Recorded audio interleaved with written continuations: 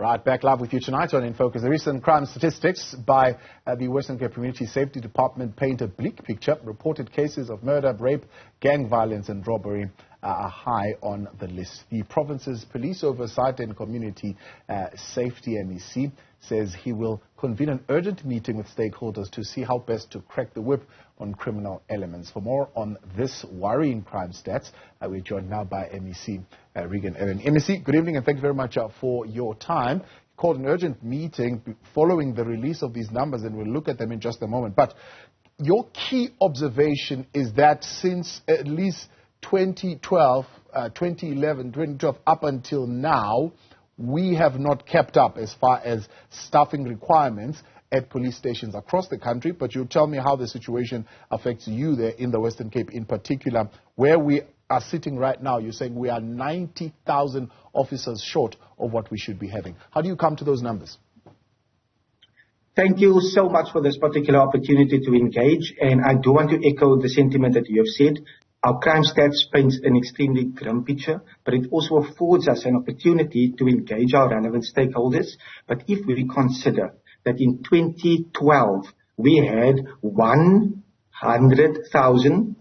over 120,000 SAPS members at SAPS stations across our country.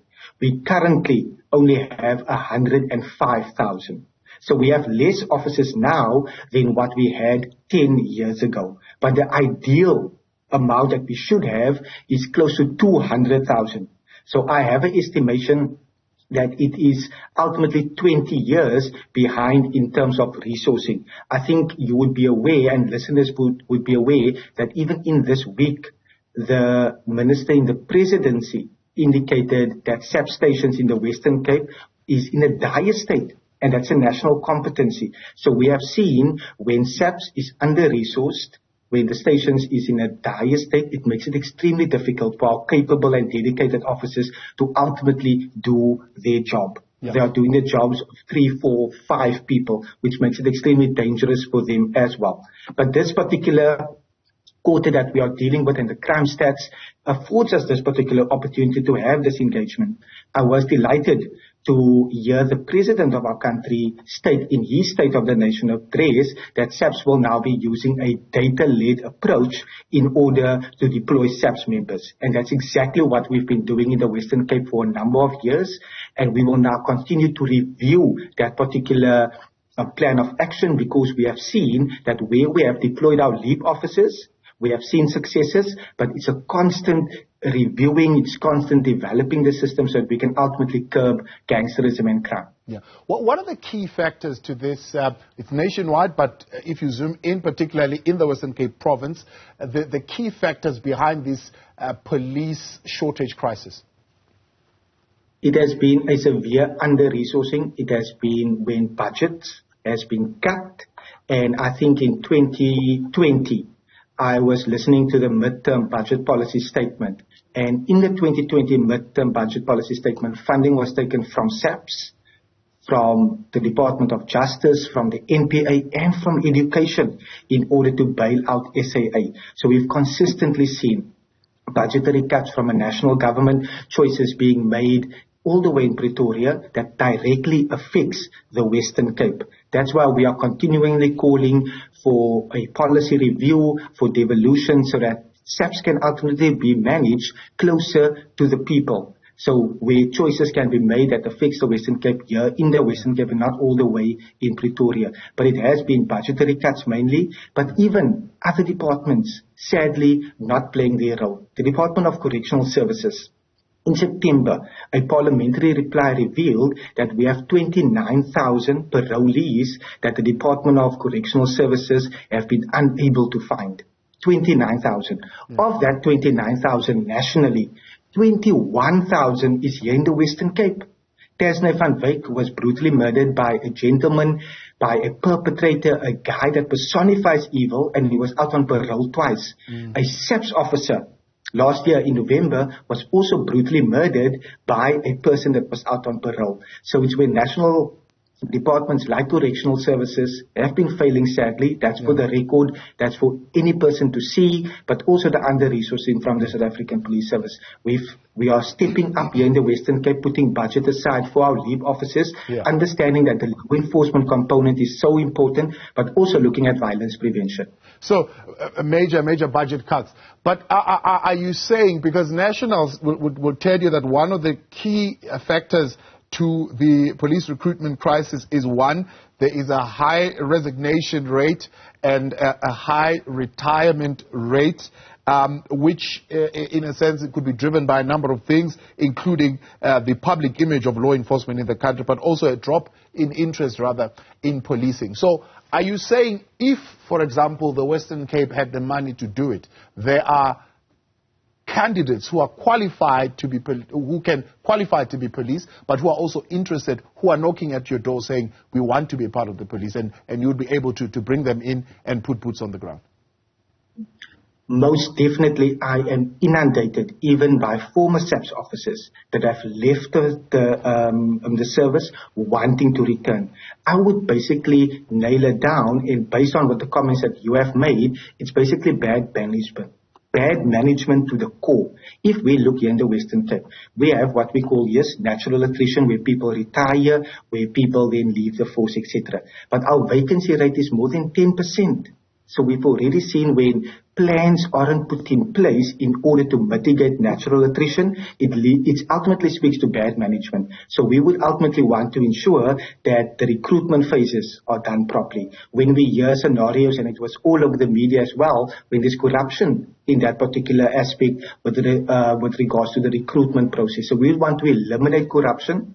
And we have showed the department I'm currently leading for the last 14 years have been receiving clean consecutive audits. So we've seen that when it is managed in a way that can ultimately lead to a culture change, to people wanting to actually serve in the police service, but also make sure that they are ultimately able to foster the trust that is sadly lacking between the South African Police Service and the community. So it's bad management is essentially, because what you have mentioned directly speaks to bad management. When we look at the vacancy rate, when plans aren't put in place to mitigate people leaving the service, when plans aren't put in place in order to recruit enough members, the anti-gang unit here in our province have been established 4 years ago. That particular anti-gang unit has never been at full capacity, which speaks to management. They are now currently less 20%. So it's a unit that should ultimately be helping and eradicating gang violence, but unfortunately it has never been capacitated fully. So what happens? Are you saying there is no way of being able to tell National that we have 5 officers that are going on retirement at the end of 2023?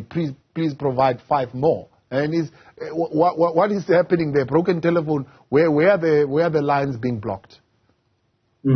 We have seen consistently that, and this is the reason why we are asking for policy changes. When we are asking for devolution, we have seen that in the Constitution 206, we as a province should submit our policing needs and priorities to the South African Police Service.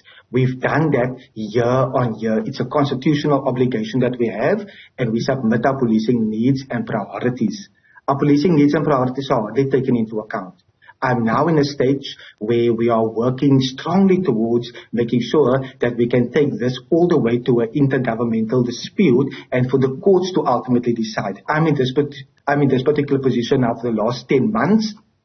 On the one hand, we are wanting to make sure that what we do in the Western Cape Safety Plan leads to safer communities, but also in our oversight role that can lead to better service. Because we are wanting to make sure that our policing needs and priorities are taken into account, and the record will reflect. It's hardly taken into account when we make submissions with regard to SAP stations, recruitment, skilled allocations. I can take any person now to Khayelitsha, and in Khayelitsha there is a police to population ratio of 1 officer for every 1,000 people. I can take you to a leafier suburb where it is 1 officer for every 350 residents. So we've seen skewed allocations. We've seen in the deployment, our needs and priorities aren't taken into account, and I'm systematically working towards making sure that we are holding national government accountable in this regard. It's not to play politics. It's basically to say our people's lives are at risk. Even SAPS members, their lives are at risk, because when they are working in under-resourced areas, it puts their life in danger as well. Yeah. So what we have in terms of the Constitution is an Intergovernmental Framework Act. And in that regard, if our needs aren't taken into account, it empowers the province and the MEC to ultimately approach a court. And I'm working strongly in that particular space in order to ensure that we can hold government accountable. Yeah. So you're saying to us that disproportionate deployment has got nothing to do with province. So you don't deploy those police officers. It is national that makes the decision to deploy less police, for example, to Khayelitsha than they would to a leafy suburb of Cape Town. Yes, let me place it on the record. The province has oversight. We make recommendations. Our policing needs and priorities are submitted to national government. That's on the one hand. We have no operational command and control over the South African Police Service. The South African Police Service is a national competency. That's why we are saying when policing is managed and controlled closer to the people, where it matters, closer to the ground, we'll be able to ensure that there's no skewed allocations. We will work hard towards making sure that we place SAPS officers where they are needed the most. For example, in our Western Cape Safety Plan, we have what we call the leap officers, where we have taken budget and we have made sure that we are able to deploy 1,300 SAPS leap officers to our priority areas. They are not in Camps Bay, they are not in Sea Point, they are in Khayelitsha, in Mitchell's Plain, in Harare, in Umfuleni. So they are in our priority areas because there's a need and there's under-resourcing. And we've seen the effects and the successes in that regard. But we know we still have a very long way to go. But just for the record, as a Western Cape government and any province in our country, there's no direct management or control of the South African Police Service. It remains a national competency. And our recommendations, we have seen, like I've said, isn't taken into account. And that is what we are fighting for. We are even not fighting the SAPS members in our province. We are fighting national for national to ultimately help us to strengthen the arm of SAPS members here in our province so that our province can ultimately be safer. That's why we are calling for management control of the SAPS. The Constitution allows for policy change in that regard, but we do know that even when we consider rail devolution, it hasn't been successful in terms of what National is not wanting to devolve other capabilities like rail, like the South African Police Service to a capable province. I've even told national government, even if it's on a test case, let's allow it for a test case and we can see how we can implement policies and we can make sure that we deploy where it is most needed. Let's look at this crime stats. What are they saying and what needs to happen? The second quarter crime statistics 2022-2023, that is between July to September, for Rondebosch, for example, a 93.5% increase in total in terms of contact crimes for this period, with robbery with aggravated circumstances showing the highest number of incidents, 32 in this category. What is happening there? We have seen in our engagements in that particular area, and especially with the CPF and with neighborhood watches, and we've already ramped up issues in that particular space. I've had engagements in that entire cluster already to ensure that cases that are made are actually seen through, that we are able to ensure that we have greater cohesion among safety stakeholders, but also that there is extra visibility in terms of visible policing from the South African Police Service. In the four sectors in that particular area, we have seen that there was a need for greater cohesion in that particular area, and that is something that we've addressed systematically. But even if we look at the latest quarterly crime stats, which is from October to December. And like you've indicated in your opening remarks, it paints a grim picture, but it now affords us this particular opportunity to have an entire relook and review of what we are doing in those particular areas. I'm very excited, Abu, on the one hand, for the violence prevention and what we are doing in that space, the role that education is playing, cultural affairs and sport is playing, social development is playing, because I firmly believe, and as a Western Cape government, we firmly believe in the whole of government approach when we need to ensure that our young people stay in school, that there are social workers in our areas helping and assisting, that there is sports facilities available to our young people so that they don't enter into a life of gangsterism and crime. And in the Western Cape Safety Plan, the successes we're seeing in that space is deeply encouraging. But on the one hand, our call for SAPS to be devolved is a call that is growing. It's a call that is making total sense to many people, even to other provinces. And I would be more than happy if you engage other provinces to hear what is their sentiments on devolution. More and more people are speaking that SAPS should be managed closer to where it actually matters. Yeah. For example, even in metropolitan cities, that the Metro Police should be having more powers in order to investigate as well. So we are seeing that that particular call is growing and growing, and I sincerely trust that national government will see that it's a plan that is solid, it's a plan that can ultimately make our community safer. Some suggestions, MEC, are the employment of new policing technology as a great way, for example, of retaining officers, but also of making them feel that they are safer at their jobs and they're able to do their jobs quite easy. As part of your plan, what technologies are you deploying in assisting the officers that are on the ground? In terms of the Western Cape Safety Dashboard, our dashboard ultimately help and assist for the deployment of officers into various areas.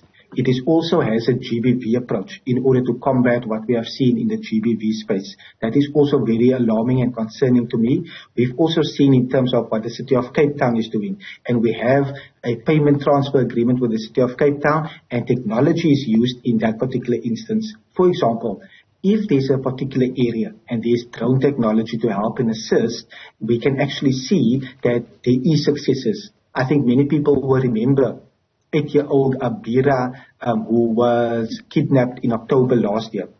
It was a joint intervention between SAPS, LEAP officers, Metro Police, together with drone technology in order to locate her all the way in Khayelitsha 8 days after she was abducted. So the use of technology is so vital. Also the use of making sure that we are able to track the LEAP officers and where they are. So if there's any flare-up, if there's any need for them to be stationed in a particular area and to be quickly deployed to a hotspot, we can ultimately do that with a quick interaction between the relevant stakeholders that is working in that particular space. But I'm excited to see of all the work that the City of Cape Town is also doing in the use of technology, the highway patrol vehicles that they are having, what we are doing in terms of license recognition number plates, where we are able to track high flyers, we are able to track those that are not adhering to the law, in terms of what we are seeing on our roads as well. We've seen a whole lot of success also in the rural areas with our rural units that we have supported, that we have funded. The work that we are doing outside of the City of Cape Town as well, where there was no farm murder in the last quarter here in the Western Cape, even though we know that rural safety plays such an important part as well, because we wouldn't want any of the crime to be displaced from the City of Cape Town to the rural areas. We want to nip it in the bud as quickly as possible as well. So I'm delighted to see that there are successes outside of the City of Cape Town as well. But technology is so important, which includes the use of drones, the use of vehicles that is totally equipped in order with license recognition number plates, but also making sure that the interaction and the collaboration between all the safety stakeholders can ultimately take place in an environment that is conducive for policing. So the interactions is so important. I firmly believe that the role that neighborhood watchers are playing, CPFs are playing, our law enforcement is playing together with SAPS, and the integration thereof is very vital, and that is something that I've consistently worked at, consistently tried to foster, because I do know no one entity is also not able to do it alone. MEC, I appreciate your time. Thanks so much for coming on and articulating there on the strategy and ways in which the province will deal with the escalating crime numbers that we are looking at.